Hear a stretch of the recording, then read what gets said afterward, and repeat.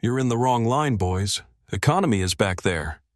That's what the flight attendant sneered, pointing a manicured finger at two men holding valid first-class tickets. She didn't know she was speaking to the owners of the airline's biggest corporate partner. She didn't know they were twins billionaires and about to change her life forever. In the next 90 minutes, seats would be stolen, security would be threatened, and a single phone call would ground an entire flight crew permanently. But the real twist wasn't just about getting fired. It was about the lawsuit that followed, exposing a culture of discrimination that ruined careers and changed an entire industry. This is the story of the Cross brothers. Buckle up. The morning sun cast long shadows across the San Francisco penthouse office as Cameron Cross stood before the floor-to-ceiling windows, watching the city wake up 6 stories below. In his hand, he held a faded hospital bill dated 15 years ago, the paper worn soft from handling. Final notice. Payment due, $47,832.50. Patient Elena Cross. Services emergency cardiac treatment. Denied by insurance pending verification. His mother had died waiting for that verification.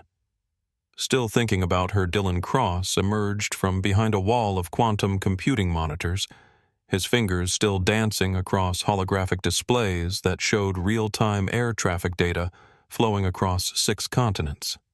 The twins were identical in almost every way, except for a small scar above Cameron's left eyebrow, a childhood accident that made Dylan 3 minutes older in their mother's worried mind. Every morning before something important, Cameron admitted, carefully folding the bill back into his wallet. Today especially. This London contract isn't just another deal, D. It's the one that puts us in control of the entire global aviation logistics network. Dylan moved to stand beside his brother, both men reflecting in the glass like bookends of ambition and brilliance. At 34, they had already revolutionized air traffic management with quantum-powered algorithms that could process millions of flight calculations simultaneously. Their company, Quantum Logistics AI, had just been acquired by Global Aviation Systems for $8.2 billion, though the twins retained 60% control and all operational authority.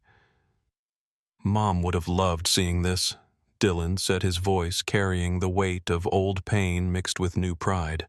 Her boys owning the skies she used to watch from that hospital window, talking about flying somewhere beautiful when she got better. Cameron touched the glass, leaving a brief fingerprint that caught the morning light. She died because a system decided her life wasn't worth the cost of proper care. Today we sign the contract that gives us the power to make sure transportation systems serve everyone equally, regardless of who they are or where they come from. The London meeting wasn't just about money, though there would be plenty of that. It was about finalizing their revolutionary air traffic management system that would integrate with every major airline's operations, giving Quantum unprecedented influence over global aviation. But more than that, it represented validation in a world that had spent their entire lives questioning whether 2 young black men from Oakland really belonged in Silicon Valley's highest circles. Dylan pulled up the flight information on his tablet. Their business class seats confirmed on Global Air Flight 847 departing JFK at 5:30 p.m. First class was sold out when Marcus made the booking. Last month, he explained, referring to their longtime executive assistant. But he managed to get us 2A and 2B. Not quite the presidential suite, but close enough. First-class coach cargo hold. Cameron shrugged, turning away from the window. Doesn't matter where we sit. What matters is where we end up. But even as he said it, he felt that familiar tension that came with entering spaces where their presence was unexpected, questioned, or simply unwelcome. They had learned early that success didn't automatically translate to acceptance. Cameron remembered the venture capital meetings where investors looked past them to search for the real founders. Dylan still carried the business cards from conferences where people assumed they were security guards or maintenance staff rather than the keynote speakers. "You know what I love about our work?" Dylan asked, gathering their travel documents. Code doesn't see color. Algorithms don't care about accents or zip codes or whether your parents went to Harvard. You write something that works, and it works for everyone. If only people were like Code. Cameron replied, checking his watch. They had a 2:00 p.m. departure from San Francisco to catch their connecting flight at JFK, ready to go change the world. Already changed it. Dylan smiled, but there was steel underneath. Now, we're just making sure everyone knows it. The drive to the airport was quiet, both brothers lost in their own thoughts about the magnitude of what lay ahead. Their mother Elena had been a mathematics teacher who filled their childhood with puzzles, patterns, and the belief that logic could solve any problem. She had died believing her sons would do something extraordinary with their gifts, though she never lived to see them prove her right.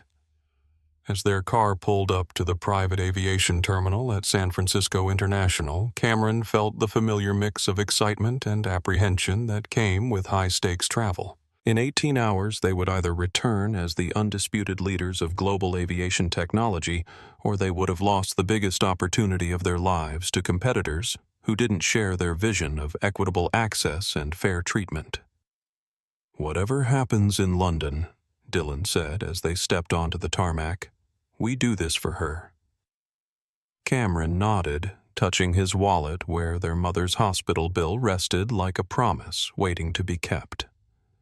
The morning fog was already burning off, revealing clear skies ahead. The Platinum Elite Lounge at JFK Terminal 4 hummed with the quiet efficiency of privilege, where conversations about multi-million-dollar deals competed with the soft clinking of crystal glasses and the rustle of financial newspapers. The air smelled of expensive leather chairs, fresh orchids, and that particular scent of exclusivity that money bought in places designed to keep ordinary people on the other side of frosted glass doors. Cameron and Dylan Cross entered the lounge at 2:15 p.m., their boarding passes already scanned and verified by the automated system at the entrance. They wore what had become their signature-style premium streetwear that cost more than most people's monthly salaries, but looked casual enough to draw assumptions. Dylan's limited-edition sneakers had cost $4,000 and were one of only 50 pairs made worldwide. Cameron's vintage hoodie was custom-tailored cashmere that felt like wearing a cloud. To the trained eye of someone who understood real wealth, they looked exactly like what they were, young tech billionaires who had earned the right to dress however they wanted. To the untrained eye of someone who made judgments based on appearances and old prejudices, they looked like trouble. Sandra Blackwood noticed them immediately. 20 years with Global Air had taught her to read passengers the moment they walked through her domain, and she prided herself on maintaining standards in what she considered the last bastion of civilized air travel. At 48, she had worked her way up from economy cabin service to senior first-class attendant to her current position as VIP lounge supervisor, and she protected her territory with the fierce devotion of someone who had earned every inch of authority. Sandra had served royalty tech titans, oil sheiks, and movie stars, but she had also perfected the art of identifying passengers who didn't quite fit her mental image of first-class material. These two young men, despite having valid boarding passes, triggered every one of her carefully calibrated warning systems.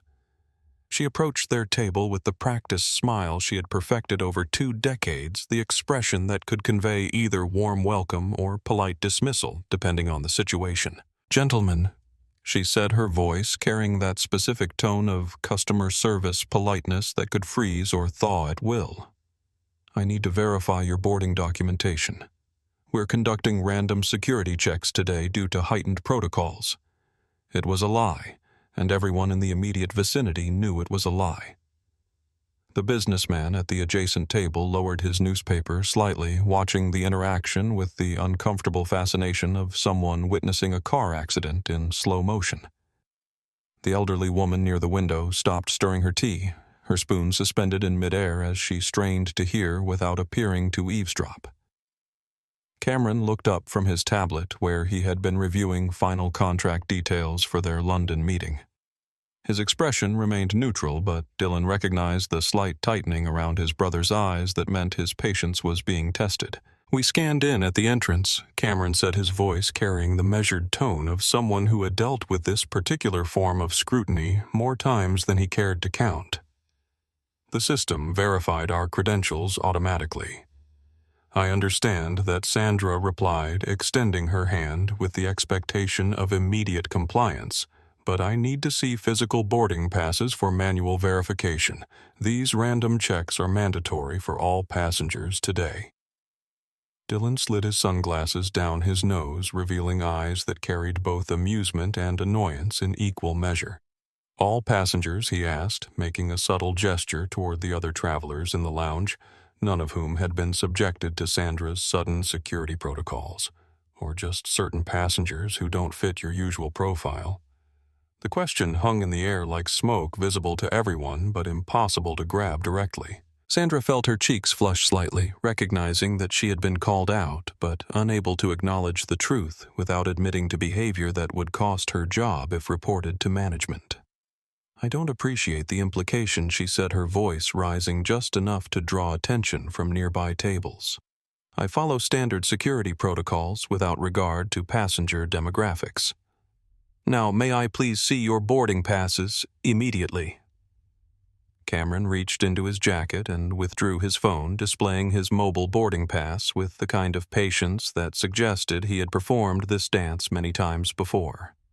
The screen clearly showed his name, seat assignment, 2A first-class service, and a confirmation number that proved he had paid full fare for his ticket.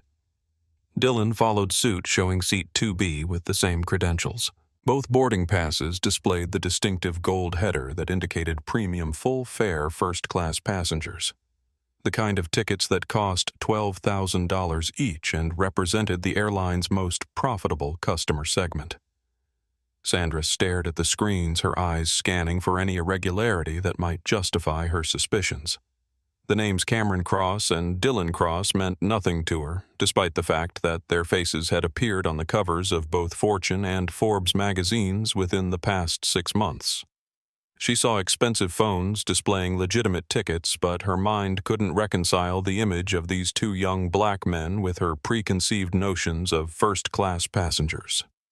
"These appear to be in order," she admitted reluctantly, making no move to apologize for the unnecessary verification. "However, I should mention that we have some VIP passengers traveling today, including Mr. Theodore Worthington III, who has been a loyal Global Air customer for over 30 years. I trust there won't be any issues with your flight experience." The warning was subtle but unmistakable. "Behave yourselves because important people are watching." Cameron and Dylan exchanged a glance that conveyed an entire conversation, without words.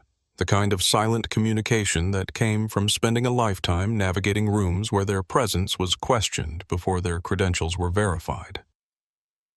"We appreciate the information," Cameron replied, his voice carrying just enough edge to make clear that he understood the subtext perfectly. "We'll be sure to maintain appropriate standards throughout our flight experience." As Sandra walked away, her heels clicking against the marble floor with obvious irritation, Dylan leaned back in his chair and shook his head slowly. "Some things never change, do they? Doesn't matter how much money you have or how many times your picture appears in business magazines. Some people will always see what they want to see." Cameron returned to his tablet, but his focus had shifted from contract details to something deeper and more personal. "She doesn't know who we are," he said quietly. "But in about 3 hours she's going to find out. And when she does, this conversation is going to feel very different to her than it does right now." Neither brother could have predicted how prophetic those words would prove to be. At 3:45 p.m., the boarding area outside Gate 12 buzzed with the controlled chaos of international departure preparations. But Sandra Blackwood's attention was focused on damage control rather than passenger service. She stood near the gate podium watching Theodore Worthington III pace back and forth like a caged predator, his face growing redder with each circuit around the waiting area. Theodore was everything Sandra understood wealth to look like, 65 years old. silver-haired, wearing a hand-tailored Savile Row suit that cost more than most people's cars, and carrying himself with the absolute certainty of someone who had never been denied anything he wanted in his entire life. His family's shipping empire had built half the ports on the eastern seaboard, and he flew this exact route to London twice monthly for business that kept generations of lawyers and accountants employed. "This is completely unacceptable," Sandra Theodore was saying, his voice carrying the particular tone of outrage that came from old money encountering unexpected resistance. "Seat 2A has been my preference for 15 years. I specifically requested it when my assistant made this booking, and now you're telling me it's unavailable because of some computer error?" Sandra glanced toward the lounge where Cameron and Dylan Cross sat quietly, completely unaware that they had become the center of a brewing storm. In her mind, the mathematics of customer service was simple. Theodore represented decades of loyalty, hundreds of thousands of dollars in annual revenue, and the kind of passenger testimonial that could make or break her performance reviews. The Cross brothers, despite their legitimate tickets, were unknown quantities who might never fly Global Air again. "Mr. Worthington," she said, lowering her voice to the conspiratorial tone she reserved for managing difficult situations. "I want you to know that I'm personally committed to resolving this matter to your complete satisfaction. Those seats were booking through our online system by passengers who may not fully understand our customer hierarchy protocols." It was careful language that danced around the truth, while implying that Cameron and Dylan had somehow gamed the system or taken advantage of a technical glitch. Theodore's expression shifted from outrage to the satisfied smile of someone who sensed victory approaching. "I knew you would handle this appropriately," he said, adjusting his platinum cufflinks with the kind of casual gesture that revealed their astronomical cost. "Margaret and I have dinner reservations at Claridge's at 8 tomorrow evening, and we simply cannot arrive in London feeling rattled by substandard travel experiences." Sandra nodded with the understanding of someone who had spent 2 decades translating entitled demands into actionable solutions. "Leave this with me, Mr. Worthington. I'll handle the seating reassignment once we board the aircraft. These situations are always easier to manage in the controlled environment of the cabin rather than the chaos of the gate area." The plan was elegant in its simplicity and cruel in its execution. She would allow Cameron and Dylan to board normally, letting them settle into their seats and begin to relax. Then, once the aircraft door closed and alternatives became limited, she would approach them with revised seating assignments that moved them to economy class, while allowing Theodore to claim what he considered his rightful place in 2A. It was a strategy Sandra had employed before with passengers she deemed less important, and it had always worked, because most people, when faced with the choice between public confrontation and quiet compliance, chose to avoid the scene. Economy passengers rarely challenged airline authority because they understood their position in the food chain of air travel. But Sandra's experience had been limited to ordinary passengers facing ordinary circumstances. She had never tried to relocate tech billionaires who owned the software that kept airplanes flying. The boarding announcement crackled over the gate speakers at exactly 4:20 p.m., and Sandra watched with satisfaction as Theodore and his wife Margaret made their way down the jet bridge with the unhurried confidence of people who knew their seats would be waiting exactly as expected. She had given them a 5-minute head start to settle into 2A and 2B before the general boarding process began. Cameron and Dylan followed 15 minutes later, walking with the easy stride of frequent travelers who had learned to navigate airports efficiently. They moved through the jet bridge, chatting quietly about their upcoming presentation, completely unaware that their evening was about to become significantly more complicated than a simple business flight. The Boeing 777-300ER was Global Air's flagship aircraft, a $300 million showcase of luxury engineering that featured lie-flat seats in first-class premium leather throughout the cabin and enough technology to stream live television from 35,000 feet. The first-class section contained only 8 seats arranged in a 2-2 configuration, creating an intimate environment where every passenger interaction was visible to everyone else. As Cameron and Dylan entered the cabin, they immediately saw Theodore Worthington III settled comfortably in seat 2. His jacket already hung in the closet, his shoes kicked off, and a pre-departure champagne glass balanced on his armrest. His wife, Margaret, occupied seat 2B, clutching her designer handbag with the nervous energy of someone who preferred to avoid conflict but understood her role in supporting her husband's expectations. Cameron stopped in the aisle, checking his boarding pass for the 3rd time to make sure he hadn't misread the seat assignment. The mobile display clearly showed seat 2A purchased 6 weeks earlier when their executive assistant had booked their London travel arrangements. He took a deep breath, recognizing the situation for what it was, but hoping it might be resolved quickly and quietly. "Excuse me," Cameron said, approaching Theodore with the kind of polite firmness that suggested he was accustomed to resolving misunderstandings through reasonable conversation. "I believe you may be in my seat. I have 2A reserved, and my brother has 2B. Theodore looked up from his champagne with the expression of someone who had been interrupted while enjoying a particularly fine wine. He didn't look at Cameron's boarding pass or offer any suggestion that this might be an innocent mistake requiring mutual problem-solving. Instead, he smiled with the cold satisfaction of someone who had been expecting this exact confrontation and was prepared to enjoy it. Young man Theodore said, his voice carrying decades of practice in dismissing people he considered beneath his attention. "I think you'll find there's been some sort of error with your ticketing. These seats are clearly occupied by their rightful passengers." The word rightful hung in the air like a challenge loaded with implications that went far beyond simple seat assignments and into territory that made every other passenger in first class suddenly very uncomfortable with what they were witnessing. The tension in the first-class cabin shifted from uncomfortable to electric as Cameron Cross stood in the aisle, his boarding pass still displayed on his phone screen, while Theodore Worthington III smiled up at him with the kind of condescending patience usually reserved for explaining simple concepts to children. "I'm sorry," Cameron said, his voice remaining level despite the obvious provocation, "but there seems to be some confusion. These seats were purchased and confirmed 6 weeks ago. I can show you the confirmation email, the credit card charge, even the upgrade notification when we were moved from business class to first class." "That's quite unnecessary," Theodore replied, waving his hand dismissively while taking another sip of champagne.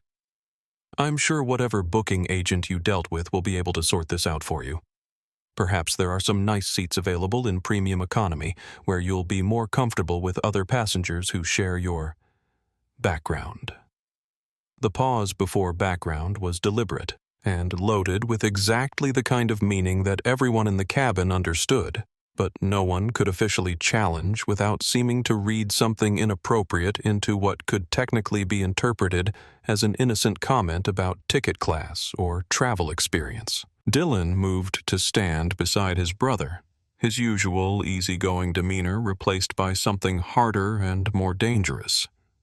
"Our background?" he asked, his voice carrying a warning edge that suggested Theodore was approaching a line he might not want to cross. "What exactly do you know about our background?" Before Theodore could respond, Sandra Blackwood appeared from the galley with the theatrical timing of someone who had been waiting for exactly this moment. She carried a small tablet and wore the expression of airline authority ready to resolve an unfortunate situation through the application of proper procedures. "Gentlemen," she said, addressing Cameron and Dylan while completely ignoring Theodore, "apologize for the confusion, but we've had to make some last-minute adjustments to accommodate our premium loyalty members. I have new seat assignments that will resolve this situation immediately." She handed Cameron a printed boarding pass that showed seat 34E located in the economy section near the back of the aircraft. Dylan received an identical pass for 34F, the middle seat in a row of 3 that would require him to ask strangers to move every time he needed to use the restroom. The insult was precise and calculated from the spaciousness and luxury of first-class seats 2A and 2B to cramped economy seats in row 34, a journey from the front of the plane to the very back that would take them past every other passenger on the aircraft. It wasn't just a downgrade. It was a public humiliation designed to send a clear message about their place in the airline's hierarchy. "This is a joke, right?" Dylan said, looking at the economy boarding pass as if it might transform into something reasonable through the force of his disbelief. "You're moving us from first class to the back of the plane to accommodate someone who doesn't even have a reservation for these seats, mister. Worthington is a Diamond Elite member with over 30 years of loyal service," Sandra replied, her voice taking on the tone of someone explaining obvious facts to unreasonable people. "Our policy clearly states that accommodation adjustments may be necessary to ensure our most valued customers receive appropriate service levels." It was corporate speak designed to make discrimination sound like customer service, wrapping prejudice in the language of policies and procedures that could defend any decision as long as it was presented with sufficient authority and official documentation. Cameron felt something cold and focused settling in his chest, the same feeling he got when debugging particularly complex code that required systematic analysis rather than emotional reaction. He looked at Sandra, then at Theodore, then at the economy boarding passes, processing the entire situation with the kind of methodical thinking that had made him one of the youngest billionaires in Silicon Valley. I see Cameron said, his voice becoming unnaturally calm in the way that made Dylan immediately recognize his brother was shifting from annoyed to dangerously angry.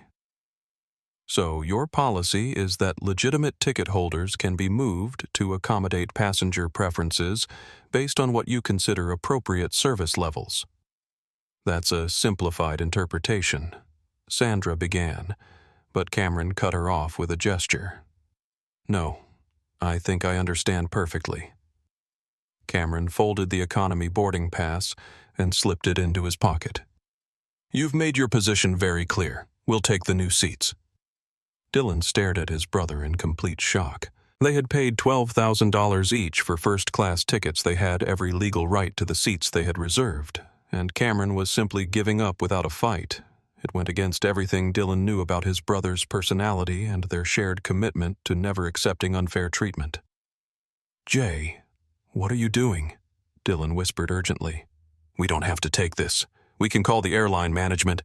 We can demand to speak to the captain. We can take our assigned seats." Cameron interrupted, his voice carrying a tone Dylan had heard only a few times before, usually right before his brother did something that fundamentally changed the game being played around them. "Row 34 seats E and F. Come on." Theodore Worthington III settled back into seat 2A with visible satisfaction, raising his champagne glass in a subtle toast to his victory over passengers he considered interlopers who had been properly put in their place. "Good choice, boys," he called out as they began walking toward the back of the aircraft. "Long walk to the cheap seats, but I'm sure you'll find some people more like yourselves back there." The comment was loud enough for every passenger in first class to hear, and uncomfortable enough to make several people suddenly find their magazines or phones intensely interesting. One woman in seat 4. A actually gasped audibly, while a businessman in 3C shook his head in obvious dismay at what he was witnessing. But Cameron just smiled, and Dylan recognized that particular expression with growing alarm. It was the same smile his brother wore when he had found a fatal flaw in a competitor's algorithm or discovered a security vulnerability that could bring down an entire network.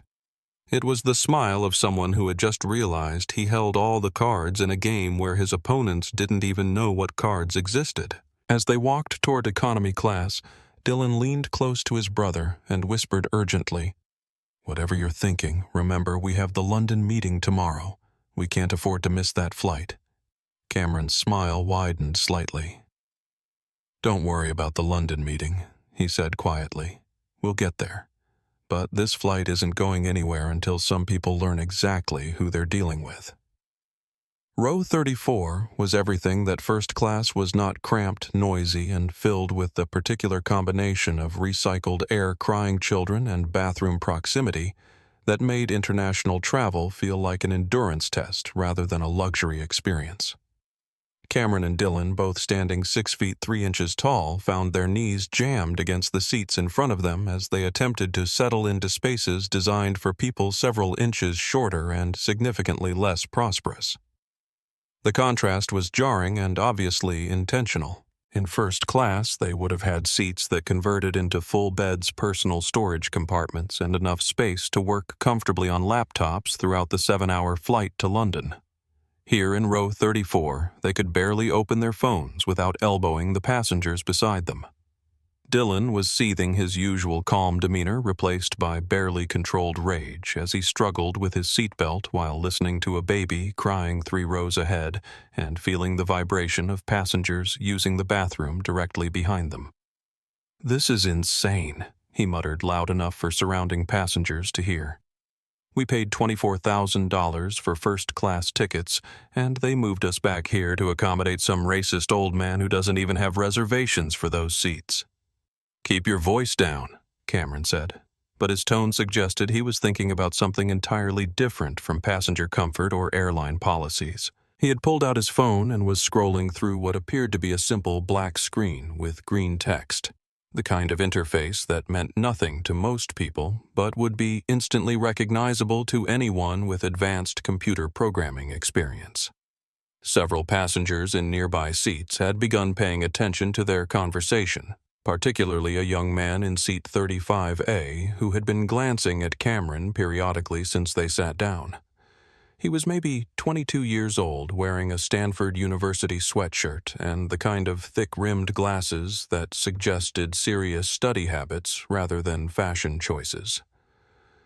"Excuse me," the young man said, leaning forward with the nervous energy of someone working up courage to approach celebrities, "but are you Cameron and Dylan Cross from Quantum Logistics?" Cameron looked up from his phone, focusing on the student for the first time. "Yeah, that's us. Sorry, do we know each other?"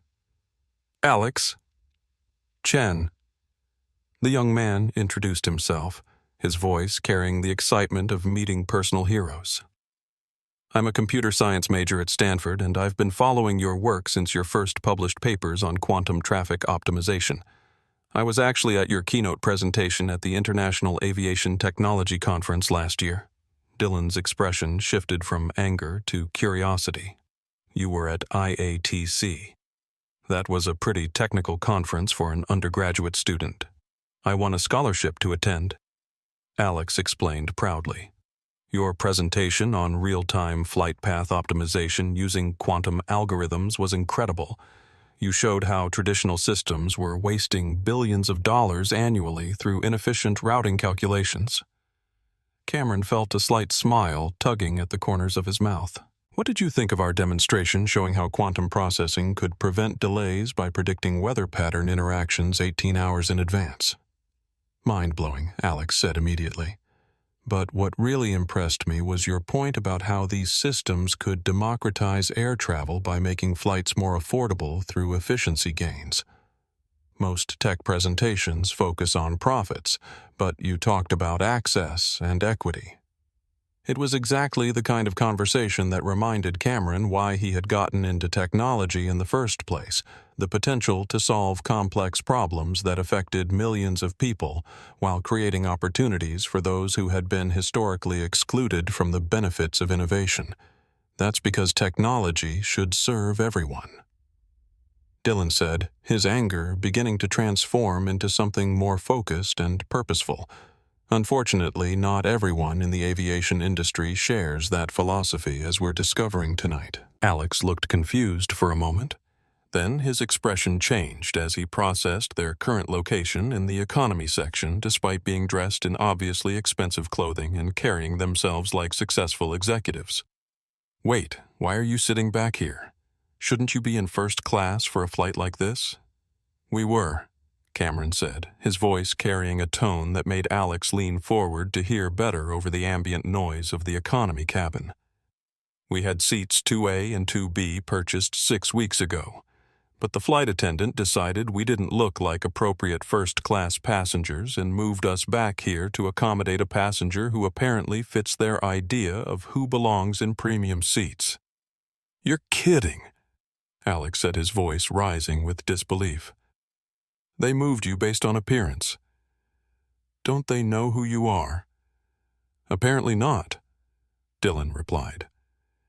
"And apparently it doesn't matter. According to the flight attendant, 30 years of customer loyalty trumps legitimate reservations when it comes to passengers who don't match expected demographics."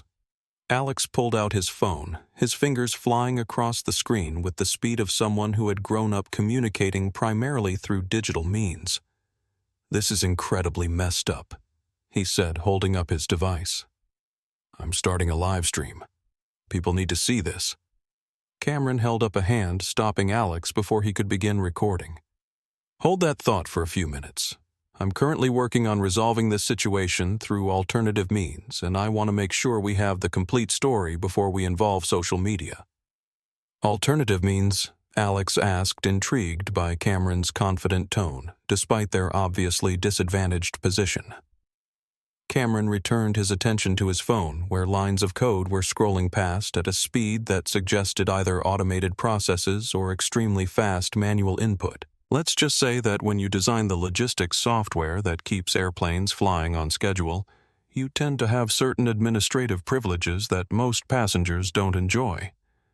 Dylan recognized the particular type of focused concentration that meant his brother was accessing systems that existed far beyond ordinary passenger awareness. "Jay, please tell me you're not doing what I think you're doing. I'm implementing a safety protocol review for this specific aircraft," Cameron said, his voice carrying the matter-of-fact tone he used when explaining complex technical concepts to non-technical audiences. According to Federal Aviation Administration regulations, any flight crew that demonstrates bias in passenger treatment represents a potential safety risk that must be addressed before departure. Authorization can be granted. Alex looked back and forth between the twins, his computer science background giving him just enough understanding to realize he was witnessing something unprecedented. "You can actually do that. You can prevent the plane from taking off. The Quantum Logistics Platform Processes. Departure authorization for 93% of commercial aviation in North America," Cameron explained, still typing. "When safety concerns are flagged in the system, aircraft are automatically grounded, pending investigation and resolution." "But won't that affect hundreds of passengers?" Alex asked suddenly, understanding the magnitude of what he was witnessing. Cameron paused in his typing and looked around the economy cabin, taking in the families traveling to see relatives, the business travelers with important meetings, the students heading to study abroad programs. Every passenger on this aircraft paid for respectful treatment as part of their ticket price. If the crew can discriminate against legitimate ticket holders without consequences, then every passenger is at risk of similar treatment. Plus, Dylan added with a grim smile, "We're about to give everyone a very educational demonstration of what happens when you mistake the people who control aviation technology for passengers who can be pushed around without consequences." Cameron's phone chimed softly, indicating that whatever process he had initiated was now complete. Implementation finished, he announced, sliding the device back into his pocket. "Now we wait approximately 4 minutes for the system to process the crew safety review request." "And then what happens?" Alex asked, his excitement obvious, despite his nervousness about the potential consequences. "Then the real fun begins," Cameron said, leaning back in his cramped economy seat with the relaxed confidence of someone who had just activated the nuclear option and was now simply waiting for the explosion. At exactly 5:27 p.m., 3 minutes ahead of Cameron's prediction, the Boeing 777-300ER shuddered slightly as its Pratt & Whitney engines began to wind down from their pre-departure power setting. The sound was subtle at first, like a giant mechanical sigh, but within seconds it became obvious that something was very wrong with Global Air Flight 847. In the cockpit, Captain Victoria Ashford was staring at her primary flight display with the kind of confusion that comes from seeing something that should be impossible according to 22 years of commercial aviation experience. The screen was showing a bright red warning message she had never encountered before. Crew authorization invalid. Departure denied pending safety review.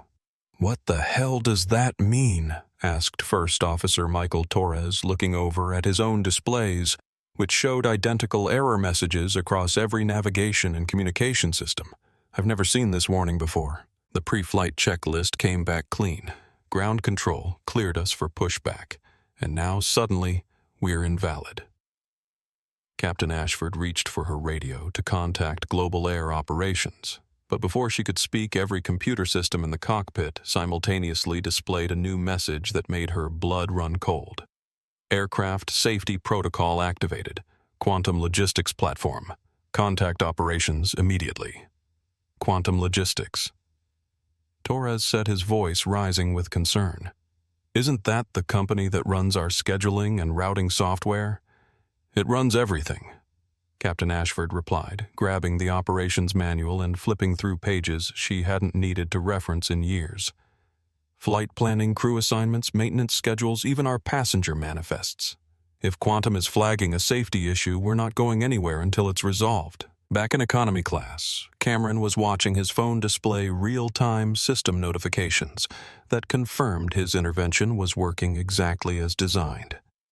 The Quantum platform had received his safety protocol request, cross-referenced it with the crew roster and passenger manifest, and determined that discriminatory crew behavior represented a potential safety hazard requiring immediate ground hold.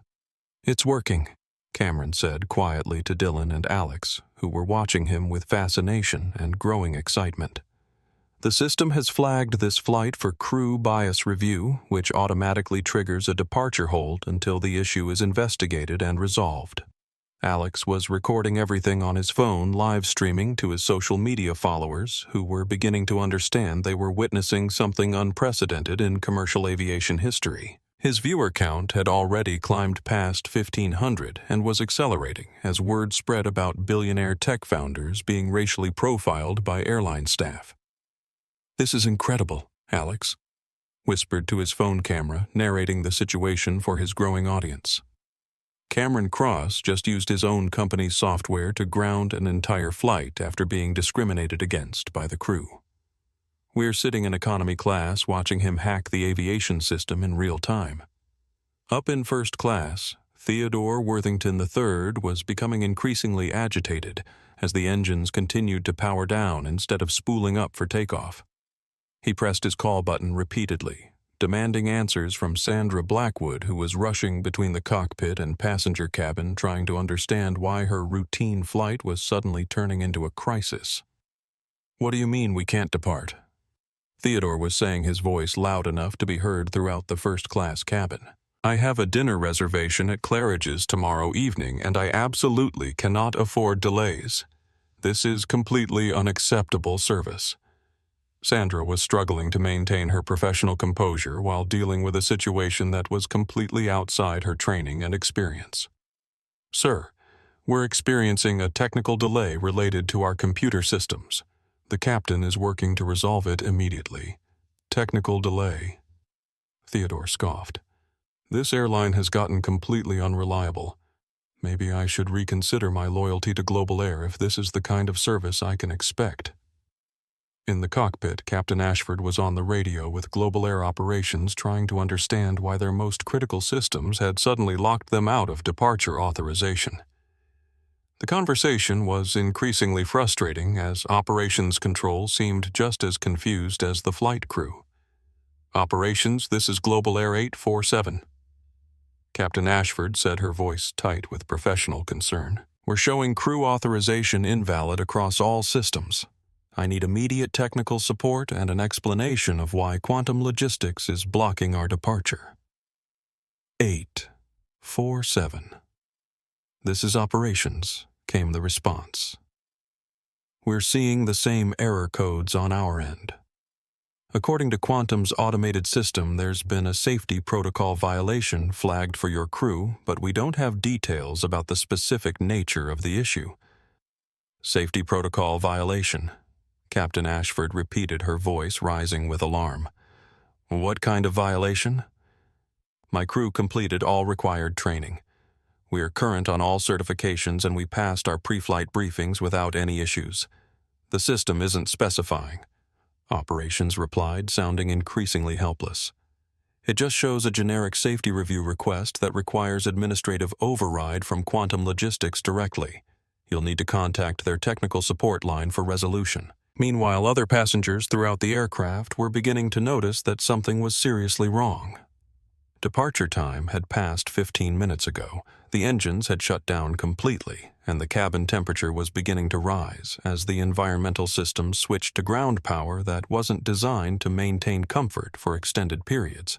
In seat 43C, a business traveler named Jennifer Walsh was live tweeting the delay to her followers, unknowingly spreading word of the situation to thousands of people who were beginning to connect the dots between airline discrimination stories and unusual flight delays. Stuck on at Global Air flight to London, she typed, "Engines shut down after boarding crew looks panicked, and I just heard some passengers talking about being moved from first class for racial reasons. This is getting very weird, very fast." Back in row 34, Cameron was receiving automated updates on his phone as the Quantum system processed his safety review request through its standard protocols. The platform had already flagged Sandra Blackwood's crew assignment for review, noting discrepancies between her stated customer service policies and her actual passenger treatment patterns. "How long until they figure out it was you?" Dylan asked, watching his brother monitor the cascade of system responses that were bringing one of the world's largest airlines to a complete standstill. "They won't figure it out," Cameron replied, scrolling through status updates that showed the review process working exactly as designed. The system shows an automated safety flag triggered by algorithmic analysis of crew behavior patterns. It looks like artificial intelligence identifying potential discrimination risks, not human intervention, which it technically is. Alex observed his computer science background, helping him understand the elegance of Cameron's approach. "You just told the AI what to look for." Cameron nodded, slipping his phone back into his pocket as he noticed Sandra Blackwood hurrying down the aisle toward economy class, her face flushed with stress and her professional composure beginning to crack under pressure. And now Cameron said, settling back in his uncomfortable economy seat with the satisfied expression of someone watching a perfectly executed plan unfold, "We see how long it takes them to realize that their discrimination problem just became everyone's problem." Sandra Blackwood's march toward economy class row 34 was the walk of someone whose carefully controlled world was collapsing in real time, and who desperately needed someone to blame for circumstances that were spiraling completely beyond her management or understanding. Her 20-year career with Global Air had never prepared her for a situation where passenger complaints could apparently crash entire computer systems and ground aircraft indefinitely. She stopped at row 34 with the rigid posture of authority under siege, looking down at Cameron and Dylan with barely concealed suspicion and growing desperation. Around them, economy passengers were becoming increasingly agitated as the cabin temperature continued to rise, and departure delays stretched past the 30-minute mark without explanation. "Gentlemen," Sandra said, her voice carrying forced politeness that barely concealed mounting panic, "I need you to power down all electronic devices immediately. The captain has reported signal interference that may be related to unauthorized device usage in the passenger cabin." It was an accusation wrapped in technical language implying that Cameron and Dylan were somehow responsible for the aircraft's computer failures through their phone usage. Several nearby passengers turned to stare, and Alex Chen quickly repositioned his phone to capture the confrontation he sensed was about to escalate dramatically. Cameron looked up at Sandra with expression of mild curiosity, as if her request was merely an interesting puzzle rather than a direct challenge to his authority. "Signal interference. he asked, his voice carrying the patient tone of someone explaining basic concepts to a confused student. From passenger devices. That's curious, considering modern aircraft are specifically designed to prevent such interference, and the FAA requires extensive testing to ensure passenger electronics can't affect flight systems. I'm not here to debate technical specifications. Sandra snapped her professional mask, slipping to reveal the stress and fear underneath. I'm instructing you to power down your devices immediately, or I'll be forced to classify this as a security threat and have you removed from the aircraft. Dylan leaned forward, his usually calm demeanor replaced by something much more dangerous. Removed for what exactly? Using phones that the airline explicitly allows during ground operations? Or are you suggesting we're somehow responsible for your aircraft's computer problems? What I'm suggesting, Sandra said, her voice rising loud enough to draw attention from passengers several rows away, is that you comply with crew instructions immediately or face the consequences of your continued disruption of normal flight operations. The word disruption hung in the air like an accusation that went far beyond technical concerns and into territory that made everyone within earshot uncomfortable with its obvious implications. Alex Chen's livestream viewer count was climbing past 5,000 as word spread across social media about the confrontation unfolding in real time. Cameron slowly pulled out his phone, holding it up so Sandra could see the black screen with green text that meant nothing to her but represented complete control over the aviation system that was currently holding her aircraft hostage. You want to discuss signal interference? Cameron asked, his voice remaining unnaturally calm. Let me show you what actual signal interference looks like. He tapped his screen once, and immediately Sandra's radio crackled with an automated message that made her face go pale. Global Air Operations, this is Quantum Logistics Platform. Aircraft 847 crew safety review has been escalated to executive level. Please contact Dr. Victoria Ashford immediately. Dr. Victoria Ashford, Sandra repeated, her voice barely audible. The CEO of Global Air. Why would she be involved in a computer glitch? Because it's not a computer glitch, Cameron replied, standing up from his cramped economy seat with fluid motion that somehow made him seem much taller and more imposing than the confined space should have allowed. It's a safety protocol activation triggered by discriminatory crew behavior that violates both Federal Aviation Administration anti-bias regulations and your own company's stated customer service policies. Sandra stared at him with growing horror as the implications of what he was saying began to penetrate her understanding. You can't be serious. You're claiming you triggered our computer problems.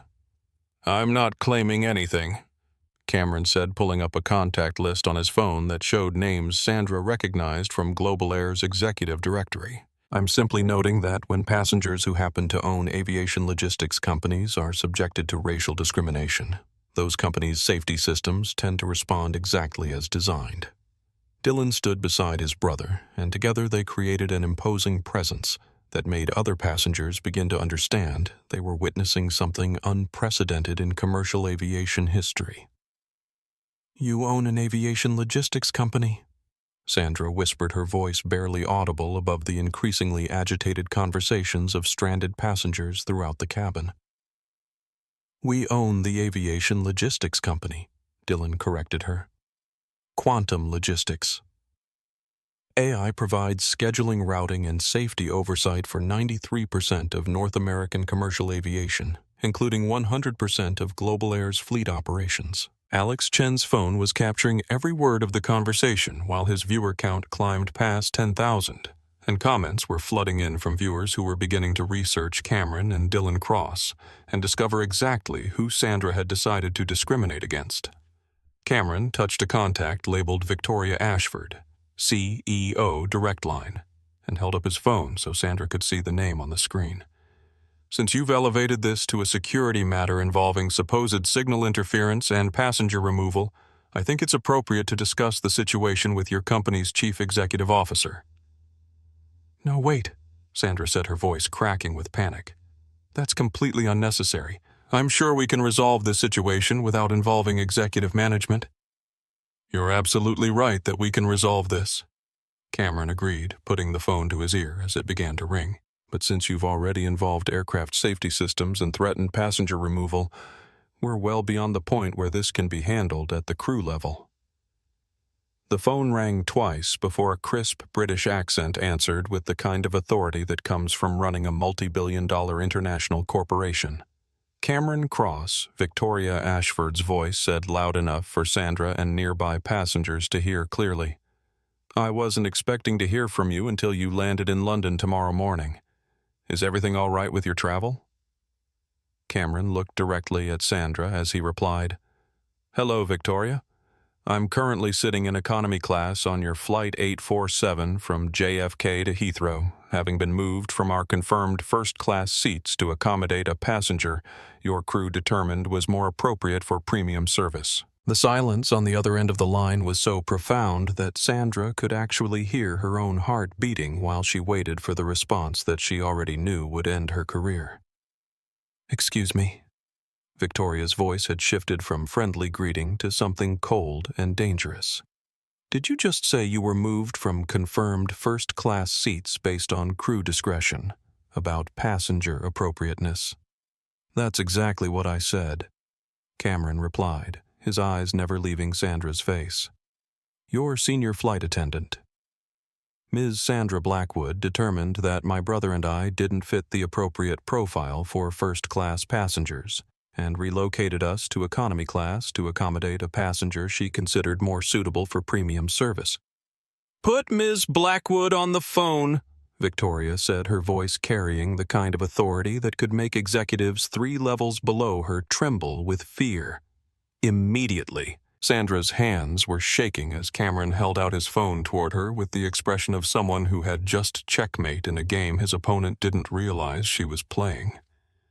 Sandra Blackwood took Cameron's phone with hands that trembled visibly, knowing that the conversation she was about to have would either be the most embarrassing moment of her career or the end of it entirely.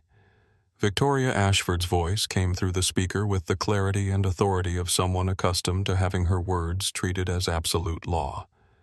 Ms. Blackwood Victoria began her British accent carrying the kind of icy politeness that was somehow more terrifying than shouting, I need you to explain to me very carefully how my company's most important technology partners ended up in economy class, while someone without confirmed reservations occupied their paid first-class seats. Ma'am Sandra began, her voice cracking slightly as she tried to find words that might salvage her position. There was a misunderstanding about customer service priorities. Mr. Worthington is a Diamond Elite member with 30 years of loyalty, and I made a judgment call about accommodation protocols based on established passenger hierarchy guidelines. Passenger hierarchy guidelines. Victoria repeated, her voice dropping to the kind of dangerous quiet that made seasoned executives check their resumes. Are you telling me that you moved confirmed first-class passengers to economy class based on what you considered appropriate hierarchy? Sandra looked around, desperately seeing hundreds of passengers watching her humiliation while Alex Chen's livestream broadcast her destruction to thousands of viewers worldwide. The first-class cabin felt like a courtroom where she was being tried for crimes she had never realized she was committing. The situation was complicated, Sandra said weakly. Mr. Worthington specifically requested seats 2A and 2B, and as a long-standing customer with significant account value, I felt it was appropriate to accommodate his preferences through standard reseating procedures. Standard reseating procedures, Victoria said, each word dropping like a stone into still water, do not include moving confirmed passengers to accommodate unconfirmed requests. But more importantly, Ms. Blackwood, do you have any idea who you moved to accommodate Mr. Worthington's preferences? Sandra glanced at Cameron and Dylan, seeing them not as the 2 young black men she had profiled and dismissed, but as the billionaire technology executives whose company literally controlled whether Global Air aircraft could take off or remain grounded indefinitely. I'm beginning to understand, Sandra whispered, her career flashing before her eyes. I don't think you understand at all, Victoria replied, her voice carrying decades of experience dealing with corporate disasters that required immediate damage control. You have discriminated against Cameron and Dylan Cross, the founders and majority owners of Quantum Logistics AI, the company that provides 93% of North American aviation logistics, including 100% of Global Air's operational systems. The words hit Sandra like physical blows, each revelation making her situation worse than she could have imagined possible. Around her, passengers were pulling out phones to record her public destruction, while social media began exploding with hashtags about discrimination and corporate accountability. Furthermore, Victoria continued relentlessly, "Mr. Cross has just informed me that our aircraft is currently grounded due to safety protocols triggered by discriminatory crew behavior, which means you haven't just embarrassed our company. You've created an operational crisis that affects hundreds of passengers and potential legal liability in the millions of dollars." Theodore Worthington III chose that moment to press his call button, demanding attention with the oblivious entitlement of someone who still believed his social status insulated him from consequences. "Excuse me," he called out loudly. "When are we going to resolve this delay? I have important business in London." Victoria's voice came through the phone loud enough for Theodore to hear clearly. "Mr. Worthington, I presume I'm Victoria Ashford, CEO of Global Air. Your important business in London will have to wait while I deal with the discrimination lawsuit that your demands have just created for my company." Theodore's face went from red to pale as he realized the conversation he was overhearing involved the airline's chief executive officer, discrimination lawsuits, and his own role in creating what was obviously a corporate crisis. Lawsuit. Theodore stammered, his previous confidence evaporating as he began to understand the magnitude of what his entitlement had triggered. "I simply requested proper seating arrangements. There's nothing discriminatory about expecting appropriate service levels." "Mr. Worthington." Victoria's voice carried the kind of legal precision that comes from consulting with corporate attorneys for 20 years. "You demanded that confirmed first-class passengers be moved to economy class to accommodate your personal preferences, and my employee complied with your request by targeting passengers based on racial profiling rather than legitimate service protocols." Alex Chen's livestream viewer count had exploded past 50,000. As word spread across social media about billionaire tech founders being racially profiled by airline staff, then using their own company's systems to ground the aircraft and expose the discrimination to the airline's CEO in real time. Cameron reached for his phone, which Sandra returned with the defeated expression of someone who understood her career was over, but hoped to minimize the damage to her personal life and future employment prospects. Victoria Cameron said, his voice carrying the calm authority of someone who had just proven his point beyond any possible argument. "I appreciate you taking this call and addressing the situation directly. This kind of executive accountability is exactly what the aviation industry needs to prevent similar incidents." Cameron Victoria replied, "Please accept my personal apology and the company's commitment to comprehensive review and reform of our customer service policies. Ms. Blackwood's employment with Global Air is terminated effective immediately, and I want to discuss appropriate compensation for the discrimination you've experienced." Sandra felt her knees buckle slightly as the words sank in. 20 years of career advancement gone in a single phone conversation because she had made assumptions based on appearance, rather than taking 30 seconds to verify passenger credentials. "That's unnecessary," Cameron said, looking around the aircraft at passengers who were recording every moment of the conversation. "What happened here isn't about individual punishment, it's about institutional change. We don't want employees fired. We want airlines trained to treat all passengers with equal dignity regardless of their appearance or perceived social status." Nevertheless, Victoria said firmly, Ms. Blackwood's decision to prioritize racial profiling over customer service cannot be overlooked. Her termination stands and will be conducting comprehensive reviews of all crew members involved in this incident. Theodore Worthington III stood up from seat 2A with the defeated posture of someone who had just realized his demand for special treatment had cost people their jobs and created a corporate scandal that would follow him for the rest of his life. "I think," Theodore said quietly, addressing Cameron and Dylan directly, For the first time, I owe you an apology. I let my assumptions and expectations override basic human decency, and I'm sorry for the role I played in this situation."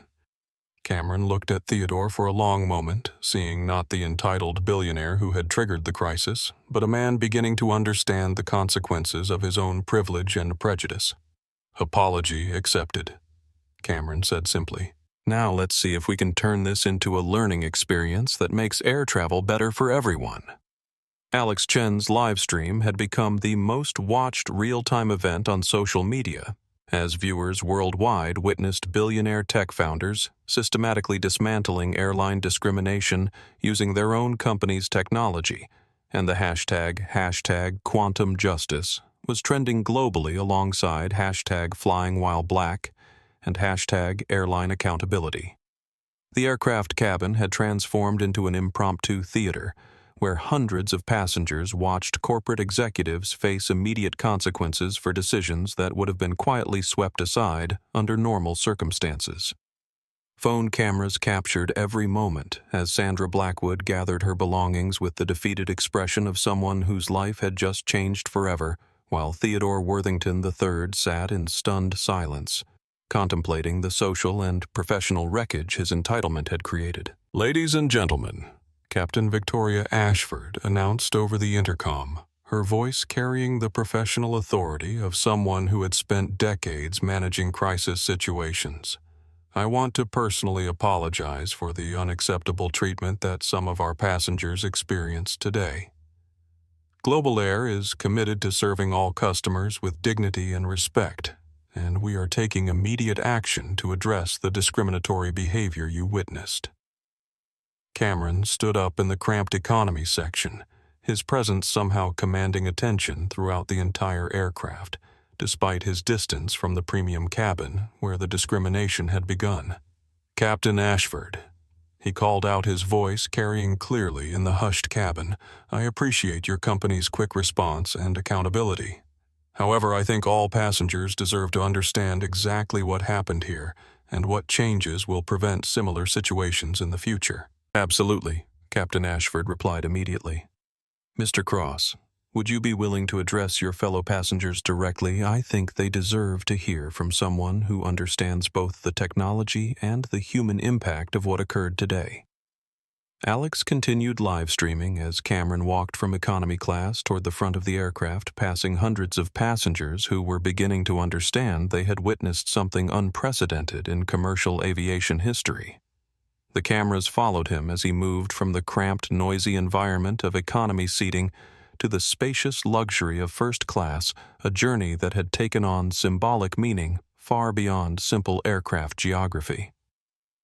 "My name is Cameron Cross."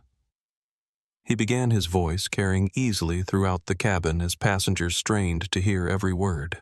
"Along with my brother Dylan, I founded Quantum Logistics AI, the company that provides scheduling and safety systems for most commercial aviation in North America, including Global Air." He paused, letting that information settle among passengers who were beginning to realize they had witnessed discrimination against someone with unprecedented power to expose and address such treatment. "Today, my brother and I purchased first-class tickets for legitimate business travel to London. We were moved to economy class not because of overbooking mechanical issues or weather delays, but because a flight attendant decided we didn't look like appropriate first-class passengers and chose to accommodate someone she considered more suitable for premium service. The silence in the cabin was absolute, broken only by the ambient sounds of aircraft systems and the soft whir of phone cameras recording what was becoming a historic moment in civil rights and corporate accountability. When we complained about this treatment, we were threatened with removal from the aircraft for being disruptive. When we provided evidence of our legitimate reservations, we were told that customer service hierarchy justified moving us to accommodate passenger preferences. When we asked for equal treatment, we were accused of signal interference and security threats." Cameron looked around the cabin, making eye contact with passengers who represented every demographic that used commercial aviation: families traveling to visit relatives, business travelers rushing to important meetings, students heading to study abroad, programs, elderly couples celebrating anniversaries in foreign countries. Every person on this aircraft paid for respectful treatment as part of their ticket price. Cameron continued, his voice carrying the conviction of someone who had spent years fighting for systematic change through technology innovation. When airlines discriminate against any passenger, they violate the trust that makes air travel possible for everyone. Dylan joined his brother at the front of the cabin, and together they represented the kind of quiet authority that comes from understanding complex systems well enough to change them completely. We used our company's safety systems to ground this aircraft, because discriminatory crew behavior represents a genuine safety risk. Dylan explained, his voice carrying the technical precision that had made him one of the youngest chief technology officers in Silicon Valley history. When crew members make decisions based on prejudice rather than protocols, they compromise the judgment and professionalism that keeps aviation safe for millions of passengers. Alex's livestream viewer count had climbed past 100,000 as major news outlets began picking up the story, and social media amplified the unprecedented nature of what was unfolding in real time. Comments flooded in from viewers sharing their own experiences with airline discrimination, while aviation industry professionals debated the implications of passengers using technology systems to enforce civil rights compliance. Theodore Worthington III stood up slowly from seat 2. His previous arrogance replaced by something that looked like genuine remorse mixed with dawning understanding of the consequences his actions would have on his personal and professional reputation. Mr. Cross. Theodore said, his voice carrying none of his earlier condescension. I want to publicly apologize not just to you and your brother, but to every passenger who witnessed my behavior today. I let my assumptions and sense of entitlement override basic human decency, and I take full responsibility for my role in creating this situation. The apology was awkward and obviously difficult for someone unaccustomed to acknowledging his mistakes, but it carried the authenticity of someone beginning to understand how his privilege had affected others throughout his life. I also want to thank you. Theodore continued, his voice growing stronger as he found words for concepts he had never articulated before, for showing me that wealth and social position don't justify treating other people as less deserving of respect and dignity. I have a lot to learn about how my behavior affects others, and I'm committed to doing that learning. Cameron nodded acknowledgement of the apology, recognizing the courage it took for someone like Theodore to admit fault publicly and commit to personal change. This isn't about individual punishment or public humiliation, Cameron said, addressing Theodore, but speaking to the entire aircraft and the thousands of viewers watching online. This is about creating systems that protect everyone's dignity and ensure that discrimination becomes impossible rather than simply discouraged. Speaking of systems, Dylan added with a slight smile that suggested the technological demonstration was far from over, we should probably allow this aircraft to continue to London so all these passengers can reach their destinations on time. Cameron pulled out his phone, accessing the same interface he had used to ground the aircraft 3 hours earlier. Quantum Logistics Platform. This is Administrative Override Authority. Cameron Cross. Safety review completed. Crew discrimination. Addressed executive accountability confirmed. Clear flight. 847 for immediate departure with priority routing to London Heathrow. The response was immediate. Aircraft systems came online, engines began their startup sequence, and captain announcements indicated normal departure procedures would resume within minutes. Alex Chen's livestream had become the most watched real-time social justice event in social media history, demonstrating how technology, courage, and strategic thinking could create immediate accountability for discrimination while inspiring millions of viewers to expect better treatment in their own lives.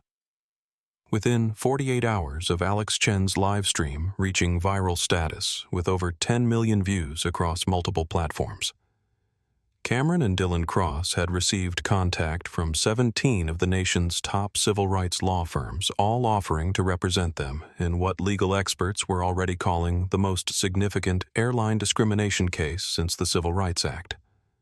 The twins sat in the Manhattan offices of Richardson and Associates, the premier civil rights firm that had won landmark cases against corporations, government agencies, and educational institutions over 3 decades of fighting institutional bias. Senior partner Maria Richardson, a woman whose courtroom victories had changed laws and saved lives, spread documents across a conference table that overlooked Central Park through floor-to-ceiling windows.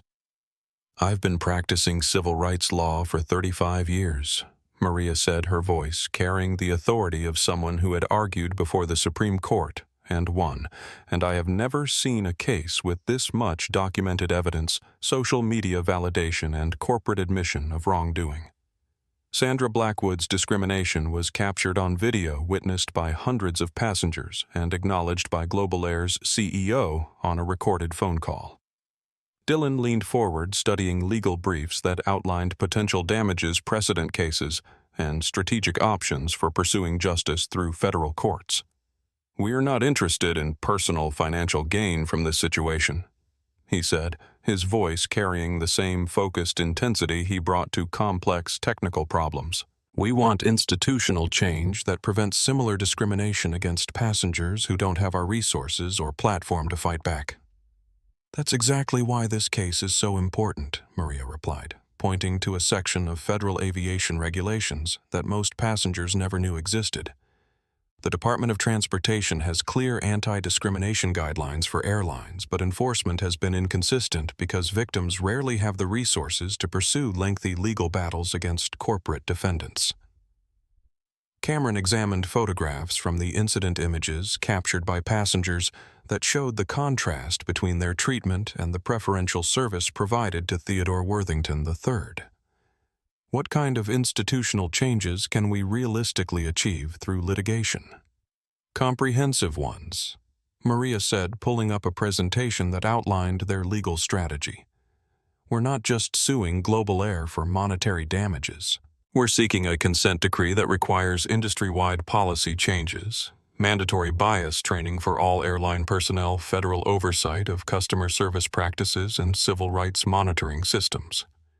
The legal documents painted a picture of discrimination that went far beyond a single incident, revealing patterns of biased treatment that had affected thousands of passengers over years of unchecked airline authority. Maria's team had already uncovered internal emails, training materials, and customer service guidelines that suggested Sandra Blackwood's behavior was symptomatic of broader cultural problems within the aviation industry. Furthermore, Maria continued, "We're coordinating with the Department of Transportation's Office of Aviation Enforcement and Proceedings to ensure this case creates regulatory changes rather than simply private settlement agreements." Secretary Patricia Williams has already announced a comprehensive review of civil rights compliance across all major carriers. Dylan's phone buzzed with notifications from social media, where #QuantumJustice continued trending as people shared their own stories of airline discrimination and demanded accountability from companies that had treated customer complaints as public relations problems rather than civil rights violations. "The social media response has been unprecedented," Dylan observed, scrolling through thousands of comments from passengers who had experienced similar treatment but lacked the resources or platform to seek justice. "People are sharing stories that demonstrate this isn't isolated behavior, it's embedded culture." Maria nodded, having seen similar patterns in cases involving discrimination across multiple industries. "That's why we're pursuing this as a class action lawsuit rather than individual damages." "Your experience represents the treatment that countless passengers have endured without recourse, and your platform gives voice to victims who have been ignored for decades." Cameron studied financial documents that showed Global Air's stock price had dropped 18% since Alex's livestream went viral, while Quantum Logistics had gained 12%, as investors recognized the power of companies that prioritized ethical behavior alongside technological innovation. "The market is already responding," Cameron noted. understanding that financial pressure often motivated corporate change more effectively than legal settlements. Global Air is facing boycotts, regulatory scrutiny, and competition from airlines that are implementing bias prevention policies to differentiate themselves.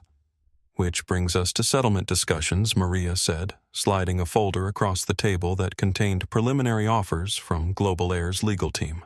They want to resolve this quickly and quietly, which suggests they're worried about discovery revealing more extensive discrimination patterns. The settlement offers were substantial, ranging from $50 million in damages to comprehensive policy reforms that would affect how Global Air treated passengers across all routes and service levels. But the twins weren't interested in quiet resolution of public discrimination that had been witnessed by millions of people worldwide. "We want this case to go to trial," Cameron said firmly. "Settlement negotiations should focus on institutional changes rather than financial compensation. We want federal oversight, mandatory training, civil rights monitoring, and legal precedent that other discrimination victims can use in their own cases. Public trials create public accountability," Dillon added, recognizing that courtroom proceedings would maintain media attention and social pressure for industry-wide changes. Private settlements allow companies to buy their way out of discrimination without acknowledging wrongdoing or implementing meaningful reforms. Maria smiled, recognizing clients who understood that legal victories could create social change beyond individual justice. "I was hoping you would say that. Public trials also allow us to use discovery to expose discrimination patterns across the entire industry, not just Global Air's specific practices." Over the following weeks, the legal machinery of civil rights enforcement began processing the Cross case through federal courts, while regulatory agencies launched investigations that would affect policies across the aviation industry. The Department of Transportation opened formal proceedings against Global Air and announced comprehensive reviews of customer service practices at all major carriers. Congressional representatives called for hearings on airline discrimination, while state attorneys general from 12 states joined the federal investigation to ensure consistent enforcement of civil rights protections across all forms of commercial transportation. Alex Chen, whose live stream had captured the original discrimination and corporate response, found himself testifying before the House Transportation and Infrastructure Committee about social media's role in documenting civil rights violations and holding corporations accountable for employee behavior.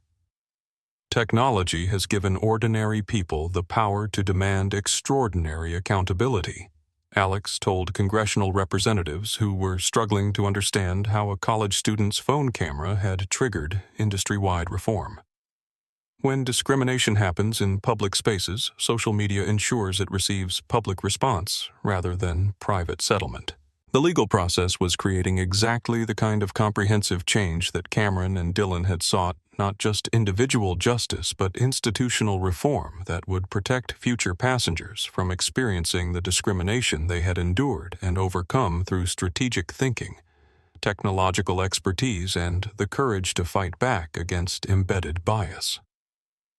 6 weeks after the incident, the House Transportation and Infrastructure Committee's hearing room was packed with reporters, civil rights advocates, aviation industry executives, and passengers who had traveled from across the country to witness what many considered the most significant civil rights hearing related to commercial aviation in decades. Cameron and Dillon Cross sat at the witness table flanked by their legal team and facing a panel of congressional representatives who understood they were addressing discrimination that affected millions of Americans but had rarely received sustained public attention or legislative response. Mr. Cross said Representative Angela Martinez, the committee chairwoman, whose own experiences with airline discrimination had motivated her to pursue comprehensive reform. Your case has exposed patterns of bias that appear to extend far beyond a single incident or even a single airline. Can you help this committee understand the scope of discrimination in commercial aviation? Cameron leaned toward the microphone, his voice carrying the same calm authority he had used when confronting Sandra Blackwood on the aircraft. Representative Martinez, What happened to my brother and me was documented because we had the resources and platform to demand accountability. But our legal team has received over 3,000 similar complaints from passengers who experienced comparable discrimination without any recourse or resolution. Dylan pulled out a tablet displaying data visualizations that showed discrimination patterns across multiple airlines' routes and passenger demographics. We've been analyzing complaint data, social media reports, and internal airline communications obtained through discovery. The evidence shows that bias in passenger treatment is widespread, consistent, and largely ignored by industry oversight. Representative James Thompson, a former airline pilot who had experienced discrimination early in his aviation career, studied the data with the expertise of someone who understood both the technical and human aspects of commercial flight operations. This data suggests that discrimination isn't isolated behavior by individual employees, but embedded practices that airlines have tolerated or even encouraged through training and customer service policies, Representative Thompson observed. What changes would prevent similar incidents while maintaining operational efficiency? We've developed a comprehensive technology solution, Cameron replied, gesturing toward documents that outlined the bias prevention systems Quantum Logistics had designed specifically for aviation customer service. Blind booking protocols that hide passenger demographic information during service interactions, automated monitoring systems that flag discriminatory patterns, and real-time civil rights compliance tracking that provides transparent accountability. The technology solutions were revolutionary in their simplicity. Instead of allowing airline employees to make service decisions based on passenger appearance names or perceived social status, the systems would present only service-relevant information such as ticket class special needs requests and flight connection requirements. Representative Martinez examined the technical specifications with the understanding of someone who had spent years fighting discrimination across multiple industries. Would these systems eliminate discrimination entirely, or simply make it more difficult to implement? No system eliminates human bias completely, Dylan admitted, recognizing the limitations of technological solutions to cultural problems. But these systems make discrimination visible, trackable, and immediately actionable rather than hidden, deniable, and consequence-free. Alex Chen, now recognized as a civil rights advocate whose documentary skills had exposed corporate discrimination to global audiences, testified about social media's role in creating accountability for behavior that had previously been invisible to public oversight. Before live streaming and social media documentation, Alex told the committee passengers who experienced discrimination had to file complaints with airlines that investigated themselves and usually found no wrongdoing. Now, discriminatory behavior can be witnessed by millions of people in real time, creating immediate pressure for corporate accountability and policy changes. The congressional hearing was being broadcast live across multiple networks and streaming platforms, reaching audiences who were beginning to understand that airline discrimination reflected broader social issues that affected education, healthcare, employment, and housing, in addition to transportation. Theodore Worthington III had requested permission to testify, hoping to demonstrate personal growth and institutional change that could emerge from confronting privilege and prejudice directly, rather than defending or denying their existence. Representatives, Theodore said, his voice carrying humility that would have been impossible for him. 6 weeks earlier, I came to this hearing to acknowledge my role in perpetuating discrimination and to support reforms that prevent other passengers from experiencing the treatment that my entitled behavior made possible. His testimony was awkward but authentic, describing the process of recognizing how his assumptions about appropriate passenger treatment had contributed to bias that affected people who couldn't fight back with his resources or social position. I've begun working with civil rights organizations to understand how privilege creates discrimination, even when that's not the conscious intention. Theodore continued, I want my mistakes to contribute to positive changes rather than just personal embarrassment. The hearing concluded with unanimous committee support for comprehensive airline discrimination reforms, including mandatory bias training, federal oversight of customer service practices, civil rights monitoring systems, and legal protections for passengers who documented discriminatory treatment. Representative Martinez announced that the committee would draft legislation creating the Commercial Aviation Civil Rights Act, landmark federal law, that would establish clear anti-discrimination standards for all forms of commercial transportation, while providing enforcement mechanisms that previous regulations had lacked. The Cross case has demonstrated that discrimination in commercial aviation reflects broader social inequities that require comprehensive response rather than isolated incident management, Representative Martinez said in her closing statement. This committee is committed to ensuring that air travel serves all Americans with equal dignity and respect. The legislation would create federal oversight positions specifically focused on transportation.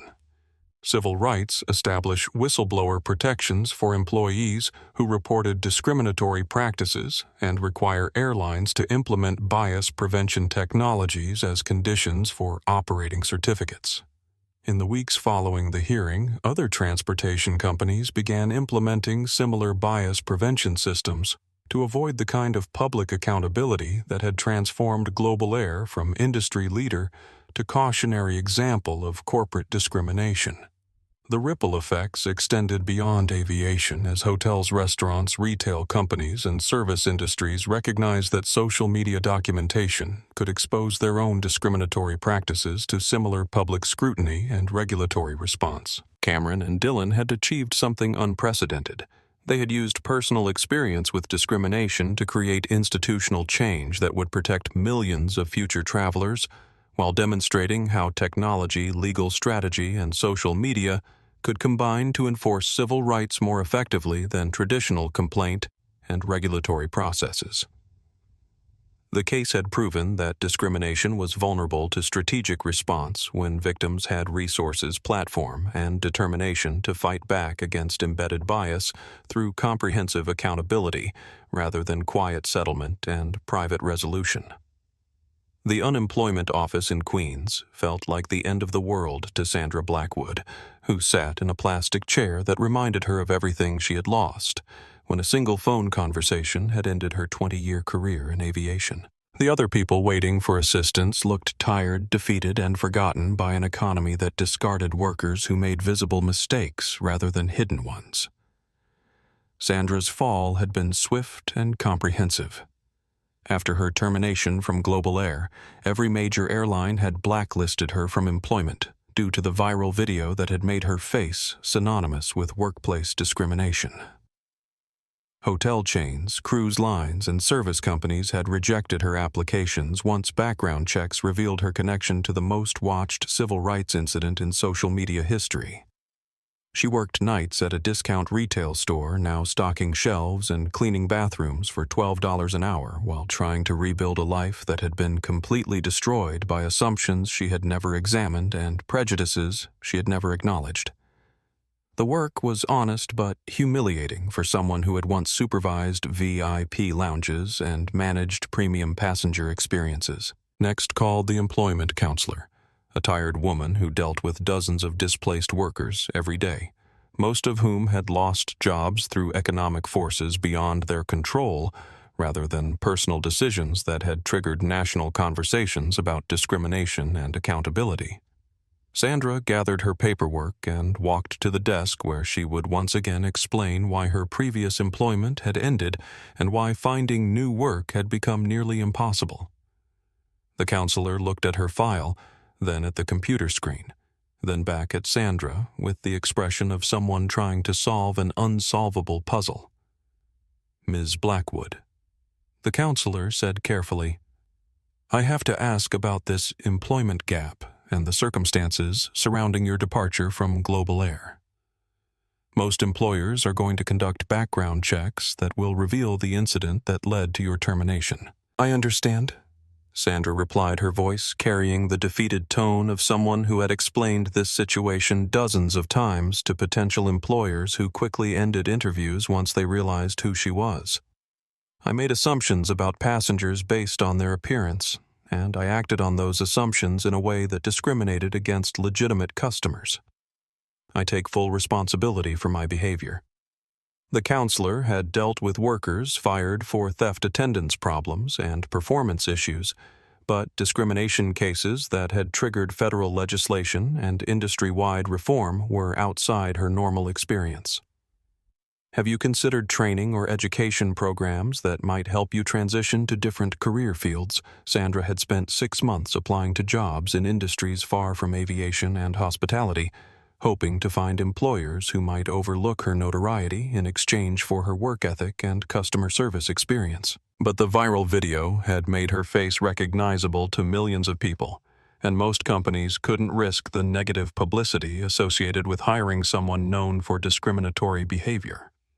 I've been accepted into a community college program for social work, Sandra said, pulling out acceptance letters that represented her attempt to rebuild her life through service, rather than the customer management role that had destroyed her career. I want to work with people who have experienced discrimination and help them access resources and support. It was honest work motivated by genuine desire to understand and address the harm her behavior had caused, but it would require 2 years of full-time study while supporting herself through part-time employment that barely covered basic living expenses. Meanwhile, across the country in a federal courtroom in San Francisco, Theodore Worthington III sat in the defendant's chair facing charges that went far beyond airline discrimination to encompass fraud, tax evasion, and embezzlement that had been uncovered when his business practices received scrutiny following the viral incident. The investigation that began with his demanding special airline treatment had revealed decades of financial crimes that had cost investors millions of dollars and employees their retirement savings. His sense of entitlement that had been so obvious on the aircraft had extended to corporate management, where he had treated company funds as personal resources and shareholder investments as family inheritance. Mr. Worthington, the federal prosecutor said, addressing a man who looked decades older than he had 6 months earlier, your airline behavior was merely the tip of an iceberg of privilege that allowed you to steal from workers, investors, and business partners for over 15 years. Theodore's legal team had negotiated a plea agreement that would send him to federal prison for 8 years while requiring restitution of $47 million to victims of his financial crimes. His family's shipping fortune had been frozen pending civil litigation from hundreds of investors who had trusted him with their savings and retirement security.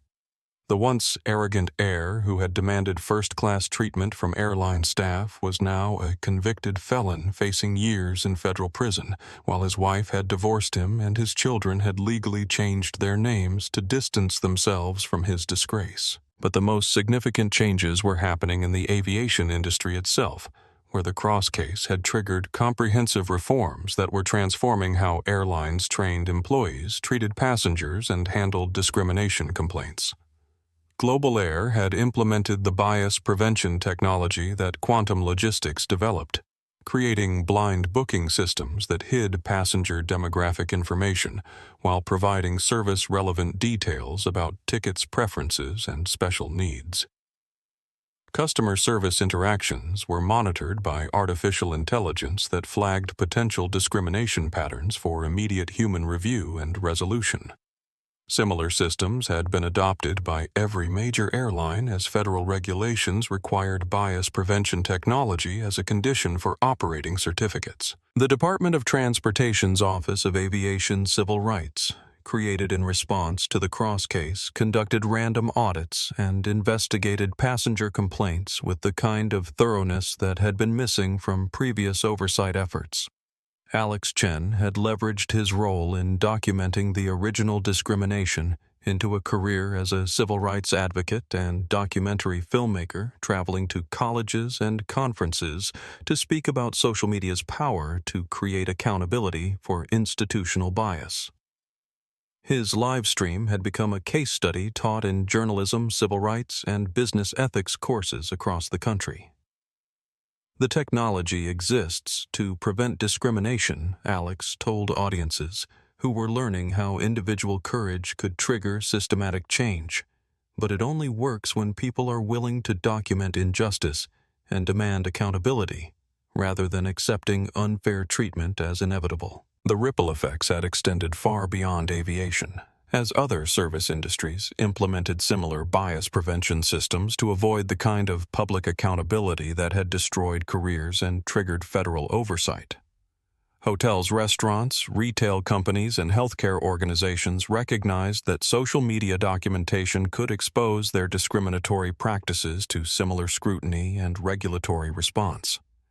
The Cross case had proven that discrimination was vulnerable to strategic thinking, technological solutions, and social media accountability when victims had the resources and determination to fight back comprehensively rather than seeking quiet resolution of public injustice. Most importantly, it had demonstrated that individual incidents of discrimination could be transformed into institutional reform that protected millions of people from similar treatment while creating lasting change that extended far beyond the original victims. The Lincoln Center Theater buzzed with anticipation as celebrities, activists, civil rights leaders, and aviation industry executives gathered for the premiere of Seats of Justice, the Cross Brothers story, a documentary that had transformed a viral social media incident into a comprehensive examination of discrimination, privilege, and the power of strategic resistance. Cameron and Dylan Cross arrived at the red carpet wearing elegant suits that reflected their evolution from tech entrepreneurs to reluctant civil rights icons whose personal experience had triggered industry-wide reform. Photographers captured them alongside other honorees who had used their platforms to advance social justice, while reporters asked questions about the lasting impact of their decision to fight back against airline discrimination. "This documentary isn't just about what happened to us on one flight," Cameron told a CNN correspondent who was broadcasting live from the premiere. "It's about how individual courage can create institutional change when people refuse to accept discrimination as normal business practice." The film itself was a masterpiece of documentary storytelling that wove together the original incident, congressional hearings, industry reforms, and personal transformation stories to demonstrate how a single moment of injustice had created ripple effects across multiple sectors of American society. Director Maria Santos had spent 8 months interviewing passengers, airline employees, civil rights attorneys, and federal regulators to create a narrative that showed both the human cost of discrimination and the systematic changes needed to address embedded bias in service industries. The documentary opened with Alex Chen's original livestream footage, allowing audiences to witness the discrimination in real time before exploring the broader context that had made such treatment possible and the strategic response that had transformed it into accountability and reform. What made this case unprecedented, explained civil rights attorney Sarah Williams in the film, was that the victims had both the resources to fight back and the technological expertise to create immediate consequences for discriminatory behavior, rather than relying on traditional complaint processes that airlines had learned to ignore or minimize. The film showed Sandra Blackwood in a candid interview where she discussed her rehabilitation process, the assumptions that had guided her discriminatory behavior, and her current work with civil rights organizations to train service industry employees about unconscious bias and its impact on customer treatment. "I spent 20 years in aviation believing I was providing excellent customer service," Sandra said, her voice carrying the weight of genuine remorse and hard-earned understanding. "I never realized that my definition of appropriate customer service was shaped by prejudices that discriminated against passengers who didn't match my expectations about wealth status and belonging." Her interview was difficult to watch, but necessary for understanding how discrimination operated through people who considered themselves professional and fair-minded, while implementing bias that affected thousands of passengers who lacked the resources or platform to demand accountability. The documentary also featured Theodore Worthington III in a prison interview, where he discussed the process of confronting privilege that had allowed him to treat other people as less deserving of respect and dignity. "My behavior on that flight was embarrassing, but it revealed character flaws that had affected my business practices, family relationships, and community involvement for decades," Theodore said, wearing the orange jumpsuit that had replaced his expensive suits. "I'm grateful that my mistakes became public enough to force me to examine and change behavior," that I had never recognized as harmful. The most powerful segment focused on the systematic changes that had emerged from the Cross case, showing bias prevention technology being implemented across multiple industries, while federal oversight created accountability for discrimination that had previously been consequence-free. Dr. Patricia Williams, Secretary of Transportation, explained how the case had revealed gaps in civil rights enforcement that affected millions of travelers. The Cross case proved that discrimination in commercial transportation was widespread but invisible to regulatory oversight, because victims rarely had the resources to pursue lengthy legal battles against corporate defendants. The film showed congressional hearings, federal regulations, and industry reforms that had created comprehensive change, extending far beyond aviation to encompass hotels, restaurants, healthcare, and other service sectors where bias prevention technology was becoming standard practice. Alex Chen appeared throughout the documentary as both witness and participant, explaining how social media had transformed individual discrimination incidents into public accountability that traditional complaint processes had failed to provide. Before live streaming and viral documentation, Alex told audiences passengers who experienced discrimination had to convince airlines to investigate themselves, and usually found no wrongdoing. Now, discriminatory behavior can be witnessed by millions of people who demand immediate corporate response and systematic reform. The film's climax focused on the emotional impact of transformation rather than technical details of policy changes, showing how personal experiences with discrimination had motivated comprehensive reform that protected future travelers from similar treatment. Cameron and Dylan appeared together in the final interview, reflecting on how their mother's death from denied health care had prepared them to recognize and resist discrimination in other contexts. "Our mother died because insurance companies decided her life wasn't worth the cost of proper treatment," Cameron said, his voice carrying pain that had motivated decades of work for systematic change. "When airlines decided we weren't worth first-class treatment, we used our platform to ensure other passengers wouldn't experience similar discrimination. The technology exists to prevent bias from affecting customer service," Dylan added. "Our case proved that discrimination is vulnerable to strategic response when people refuse to accept unfair treatment and have the resources to demand comprehensive accountability."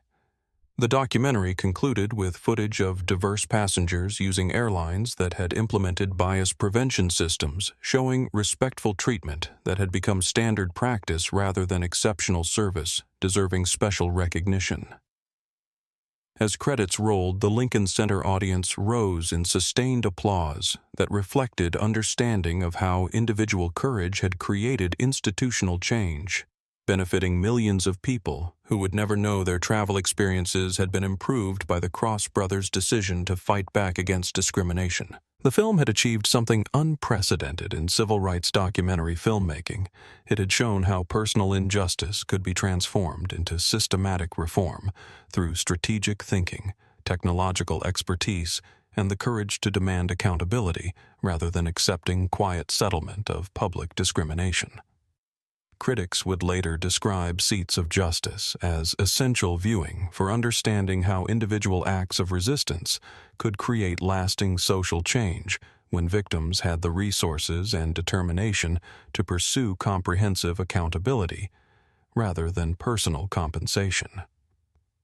The documentary sparked conversations about discrimination across multiple industries, while inspiring activism among viewers who recognized that bias prevention technology and social media accountability had created new tools for enforcing civil rights more effectively than traditional complaint and regulatory processes. 2 years after the incident that had changed their lives and transformed an industry, Cameron and Dylan Cross stood in the quiet cemetery where their mother Elena rested beneath a simple granite headstone that now bore fresh flowers and a small plaque reading Elena Cross Memorial Scholarship for Aviation Excellence, awarded annually to students committed to civil rights and technological innovation. The scholarship had been established using proceeds from their discrimination lawsuit settlement, creating educational opportunities for students who might not otherwise have access to aviation technology programs while honoring their mother's memory through commitments to equality and justice. "I think she would be proud of what came from all this," Cameron said, placing the 2 first-class boarding passes they brought every year on the anniversary of the incident. The tickets were symbolic reminders of their promise that her sons would never again accept being treated as less than they deserved, while ensuring others wouldn't experience similar discrimination. Dylan knelt beside the headstone, brushing away leaves that had fallen from nearby oak trees. "She always said we should use our gifts to solve problems that affected people who didn't have our advantages. I think we finally figured out how to do that." The quiet cemetery visit was a private ritual that grounded their public work in personal motivation, reminding them that civil rights victories required both strategic thinking and emotional commitment to justice that extended beyond individual benefit to systematic change. They had each found personal happiness alongside their professional success and activist work. Cameron had married Dr. Jennifer Walsh, a civil rights attorney who specialized in transportation discrimination cases, while Dylan had partnered with Alex Chen, whose documentary work had become a powerful force for exposing bias across multiple industries. The Quantum Logistics Office had expanded to include a civil rights technology division that developed bias prevention systems for industries ranging from healthcare to housing, creating tools that made discrimination visible and actionable, rather than hidden and consequence-free. "We're processing over 50,000 bias prevention alerts monthly across all our client systems," Dylan explained during their weekly review of civil rights technology implementation.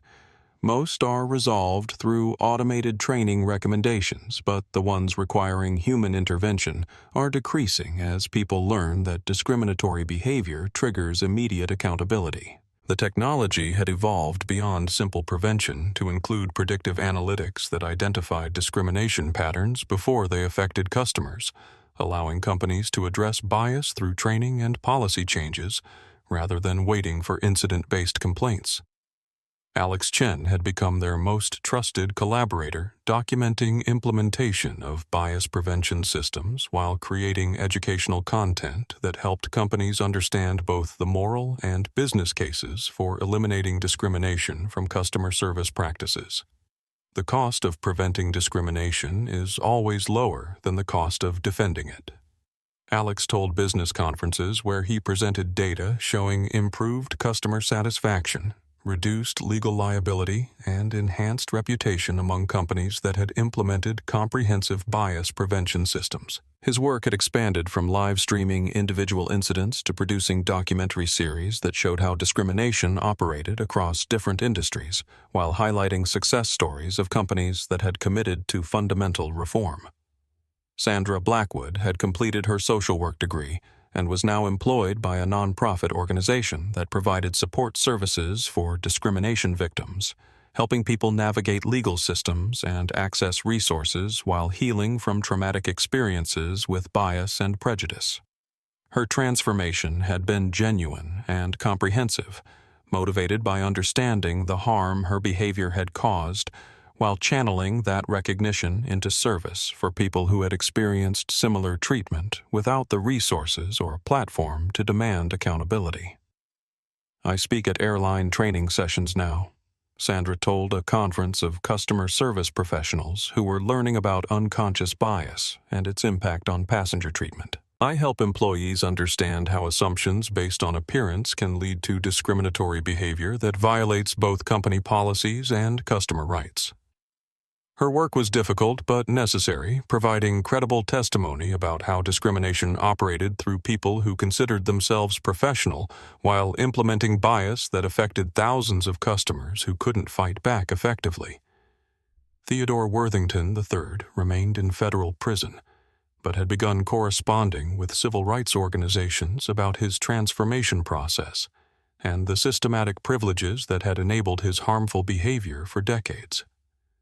His letters were part of a broader effort to understand how wealth and social position could insulate people from consequences while enabling them to treat others as less deserving of respect and dignity. The aviation industry had been completely transformed by reforms triggered by the Cross case, with bias prevention technology now standard across all major carriers and federal oversight, ensuring consistent enforcement of civil rights protections. The Department of Transportation's Office of Aviation Civil Rights had investigated over 3,000 discrimination complaints, resulting in policy changes, employee training, and financial penalties that had created powerful incentives for respectful passenger treatment. We've moved from an industry where discrimination was tolerated if it remained invisible to one where bias prevention is essential for operational certification, explained Dr. Patricia Williams during her congressional testimony reviewing 3 years of aviation civil rights enforcement. Similar changes had spread across other service industries as companies recognized that social media documentation and federal oversight had created new levels of accountability for employee behavior that affected customers differently based on race, gender, age, or perceived social status. Hotels, restaurants, healthcare systems, and retail companies had implemented bias prevention technology while training employees about unconscious bias and its impact on customer service quality and company reputation.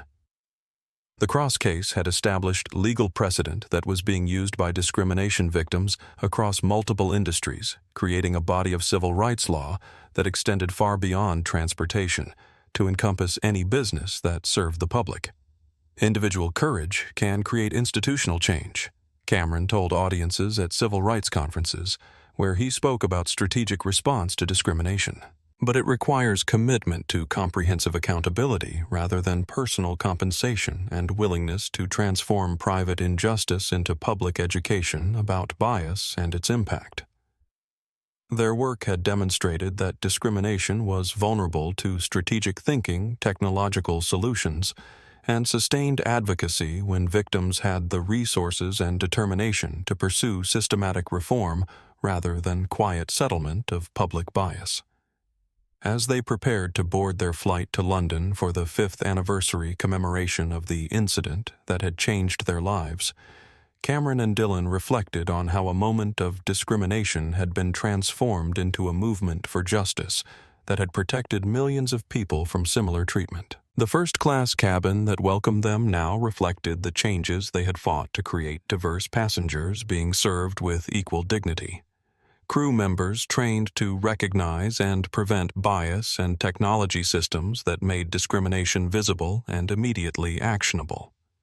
The young black girl sitting comfortably in seat 1A working on homework while her parents reviewed business documents nearby represented the future they had worked to create: air travel that served all passengers with respect regardless of their appearance, age, or perceived social status.